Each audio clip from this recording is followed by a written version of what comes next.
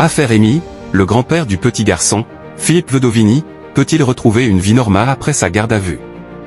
Libéré le jeudi 27 mars après 47 heures de garde à vue, Philippe Vedovini, le grand-père du petit Amy, fait face à une forte pression médiatique et aux suspicions qui entourent la disparition de son petit-fils.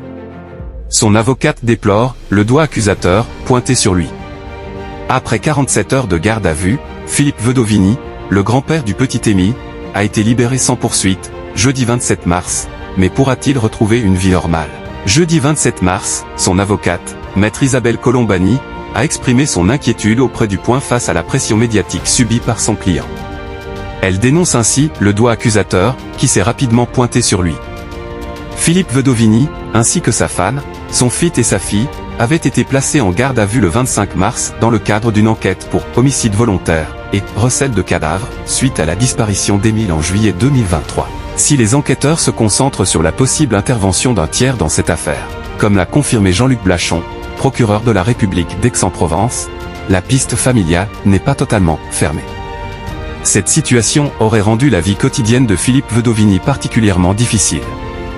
Il va être compliqué pour lui de reprendre une vie courante après ces torrents de boue, après avoir été jeté en pâture, a confié maître Colombani. Le fardeau de la garde à vue. Certains témoignages compliquent encore la situation pour Philippe Vedovini.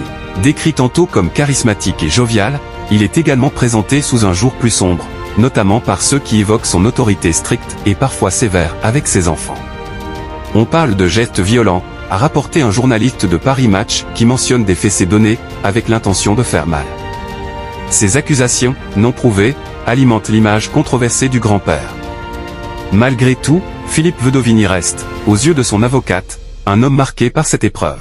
Elle a rappelé dans un entretien accordé à BFM TV, vendredi 28 mars, qu'au-delà de sa propre garde à vue, le fait de savoir sa famille également concernée a été un fardeau pour lui.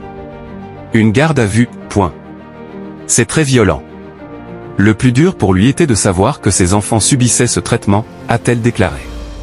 Interrogé par nos confrères sur l'hypothèse privilégiée par la famille concernant la disparition d'Amy, maître Colombani a affirmé que celle-ci s'oriente depuis le début vers un accident de la route. Selon la famille qu'elle représente, l'enfant pourrait avoir été heurté par un véhicule dont le conducteur, paniqué, aurait choisi de dissimuler l'incident plutôt que d'en assumer les conséquences. C'était vraiment la première idée qu'on nous avions eu, l'idée que nous avons toujours aujourd'hui, a-t-elle ajouté.